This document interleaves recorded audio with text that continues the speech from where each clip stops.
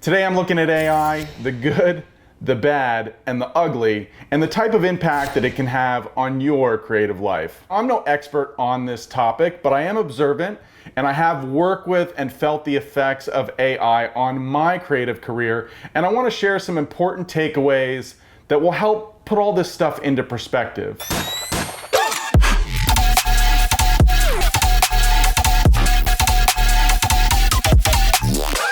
AI is everywhere. Every headline, every conversation, every sector, every industry. I mean, it's so omnipresent that it's almost nauseating.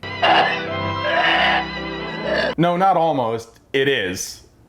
Yes, it is nauseating. Why do I always throw up in these? Well, let's move on. I believe in being open-minded to new ideas, methods, technologies, workflows, but there really is something about this entire AI push that feels completely manufactured, as if it's necessary or a bastion of a new revolution that's going to benefit all of our lives and solve some of humanity's greatest problems. This is such a crock of shit. I certainly don't think he's wrong. And when it comes to AI, there is a lot of things to push back on, to bristle about. But before we get there, let's take a look at the good. Since the emergence of AI, it has impacted my creative life in a couple of different ways. One I would describe as inactive, the other I would describe as active. When I'm working in Premiere, for example, I am using AI to generate transcriptions, to generate captions, to help me with masking. And really the program, all you have to do, it's one or two clicks of the button, and then the computer is just sort of doing its thing in the background. As opposed to what I consider active is like I'm bringing in various assets, I'm typing up different types of prompts and going through a trial and error to see what I can get. So that's all I really mean by this. And these system integrations, I actually use them regularly, and I do find them quite helpful. Well, that's great. Sure, there are lots of other tools and lots of other things that I could be using, but these just happen to be the things that I'm using and that are working for me. So now to the active. And the first I would say would be stock footage. Generating stuff for B-roll, to cover up VO, to illustrate certain points. Like the examples here, I am taking photos that I shot and creating videos from those still images. It's not always perfect, but I do find that it works, and it just gives that little extra thing, and it doesn't scream, this is AI. I don't think if I pointed it out to people, they would have necessarily known that it was AI, which is what I like. I just want to have it as a little bit of window dressing, a little bit of detailing, a little bit of gloss around the edges. That's kind of how I like to use it. In other instances, I have VO that I just don't have the appropriate coverage for, so I use the AI to generate an image for me, like in this example here. Having that little bit of video that puts my VO into context and I add a little bit of sound effects, it does allow the viewer to get more inside the point that I'm trying to illustrate, so I do think it's cool with certain applications. Pretty fucking great. In addition to creating stock assets, I will use AI to generate thumbnails for this YouTube channel. Graphic design and titling have always been somewhat of an Achilles heel for me, and these tools just make it easy. Again, they're not always perfect, but they do work, and if you're a solo creator, it just helps to round out your productions and give them that extra bit of value, that nice bit of sheen, that nice bit of detailing. These are what I would consider the good, right? How I'm using AI that's benefiting my productions. And I'm sure if you're creating a lot of different content and you're more well-versed in these AI tools, there's so much more that you can do. And as I will go, I will figure out different ways in which I can utilize those tools. But for now, let's switch from the good to the bad. Wait till they get a load of me. Before we jump into the bad, let me take a quick time out for the sponsor of this video, which is yours truly. go to jakeullmanphotography.com. The link will be down below in the description. You can order prints, you can buy merch, you can buy my movies. It is a great way to support me. And if you're looking for branded storytelling, post-production solutions, whether it's repurposing old content, editorial needs, storage, archiving, please reach out. I would love to help you on your video journey. Now, without further ado, let's jump back into the episode. First on this list is trust, or lack thereof. I mean, these days, institutions, the establishment, legacy media, the ruling class, corporations, the trust is completely eroded, and deservedly so, in my opinion. And now they want to flood the zone with AI content. Yeah, I'm sure that'll bring back trust. The public is just gonna eat it up. Give me all you got! Fake photos, fake videos. I am your new best friend. Fake political ads, fake actors, fake narratives. It all just has zero value. It's slop, slop, slop, slop, slop. Dog food! I saw his dog food! And it's not just trust and content that's the issue. Over the last several years, I've applied for hundreds of jobs, and it seems like more and more companies and corporations are outsourcing their hiring to AI bots who boil our humanity down to a number, a keyword. You're no longer a person, you're a profile. Well, I have some important keywords for you guys.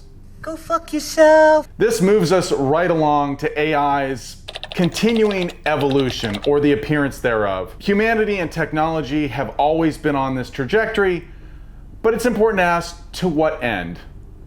The more AI is used in content, the worse the content gets, the less meaning it has. I mean, are the stories getting better because AI is being used? No way! Are humanity's problems getting solved because of AI? Are we connecting with our fellow human beings because of the implementation of AI in our media and the content that we're consuming? In my opinion, AI will be optimized for one thing, and that is profit maximization and narrative control, not for the common good of human beings and our communities and our lives. That's what they'll sell us, but that's not what we'll get. It's beautiful, Jake. But don't worry, let the evolution revolution continue unabated with no guardrails. I mean, what could go wrong? We're on express elevator to hell, going down. Anyone who works a lot with photos and videos knows that it boils down to files. The same is true when creating AI assets. And to be honest, the AI files are junk. For starters, they have these just incredibly low bit rates that I'm sure would make any colorist throw up. Makes me throw up just thinking about it. But it's not even that. It's like the files lack detail, they lack nuance, they lack depth. Which brings me to how bland and homogenized all of this content is. And I really do hate that word content, but it kind of perfectly describes it. It all looks and feels the same, because when you're using data sets and numbers to create images instead of human beings, what you end up with is garbage. How's it going, royal ugly dudes? And if stale, homogenized content isn't bad enough for you, well, let's move on to the ugly. The most obvious is cost, and the amounts are truly hard to fathom. $1 trillion in the US, $2.5, $2.6 trillion globally. Yes, you heard that right, trillion with a T. And if this is their capital investment, they're going to want to see a return on that investment, which means that AI is going to be integrated into every system, every platform, every service, every application, every piece of software, and to a certain extent, this is already happening. Maybe in the beginning, the AI tools are free, like a teaser, like the way Lyft and Uber used to be, where it's cheaper than a cab. So, oh yes, let's use it. This is wonderful. You get a certain amount of credits every month to create dazzling AI content that your friends and family are gonna love. And then a platform that you use routinely integrates AI and they roll out the subscription service. They beef up the pro plan. It's $50, $100, $200 a month to create that same AI content. And if you have to do a heavy lift, you actually have to buy extra AI credits. It becomes sticky by design, and in 5 years from now, you're going to be paying 2, 3, 4, 5 times as much as what you pay today, and these costs are meant to get jacked up in perpetuity. Companies don't just love profits, they worship them. Which brings me to the next puke-worthy topic, which is jobs, or more specifically, the loss of jobs. My jobs, your jobs, all of our jobs. Next to unwanted data center buildouts, job losses are top of the public's mind when it comes to AI. Companies are using AI to downsize their workforce, eliminate large swaths of their employees in favor of AI slop, in favor of AI that is supposed to solve those companies' problems, when in fact, in many instances, it's doing the opposite. And this is well documented. Companies are actually having regrets over how much they're paying AI because it's not impacting their bottom line in a way that serves their company. Remember, they love profits, right? They love the profits. The humans have left the building, but not by their own choosing.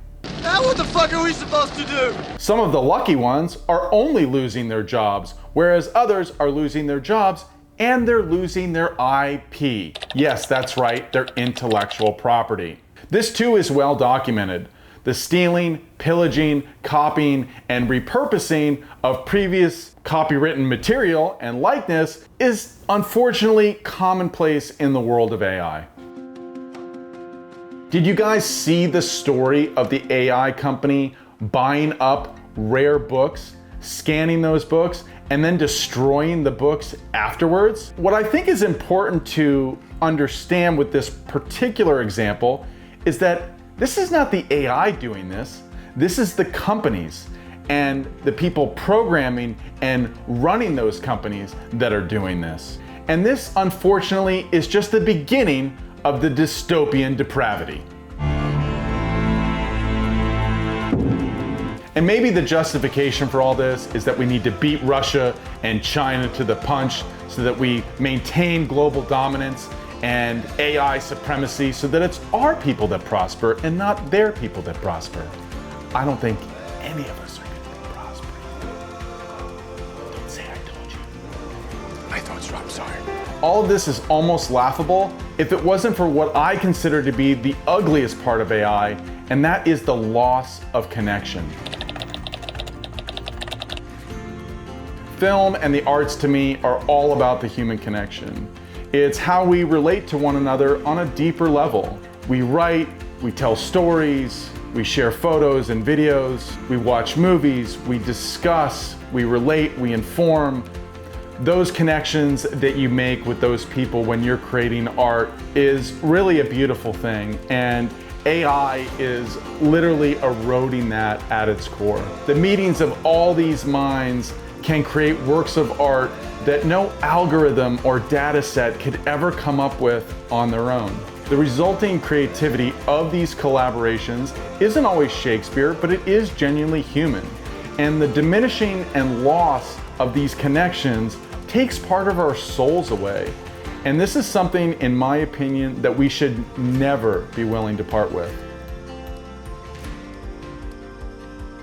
And this is why I started It's OI, Not AI, because human-based content isn't just important for our livelihoods and means of communication, but it's something that we crave at our core, whether we know it or not.